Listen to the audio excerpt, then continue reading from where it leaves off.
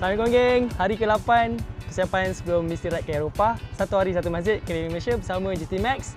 Aku sudah di Mersing. Let's go. Perjalanan dari JB ke Mersing ambil masa 4 jam jugalah sebabnya aku lalu Jambatan Desaru, lepas tu masuk Bandar Penawar terus lalu Pandai Sederli. So jadi jauh perjalanan aku nak ke Mersing. Nak ke Desaru. Dia punya jambatan besar gila tapi kau tengok. Lawannya. First time juga lalu Jambatan Desaru ni, sambil ride dapat tengok kapal-kapal besar lalu kat bawah jambatan ni. Excited juga bila lalu jambatan ni. Sebelum tu kenalah ada hujan. Semua tu baru boleh layan view macam ni kan. Hujan pun hujan lah, aku sambung ride je. Destinasi yang aku nak tuju sudah semestinya Masjid Bandar Mersing di atas bukit ni. Boleh nampak view laut dari atas. Lepas tu kubah dia warna emas. Bagi aku ni masjid paling cantik yang aku nampak sepanjang ride ku ni.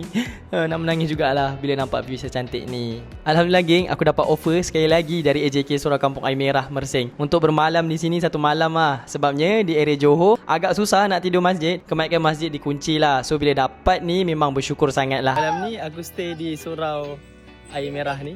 So dah disediakan untuk bermalam lah. Alhamdulillah. Orang boleh nampak sendiri betapa happynya muka aku bila dapat bilik tidur di masjid. Sambil-sambil tidur tu bolehlah iktikaf di masjid kan. Dapatlah keberkatan.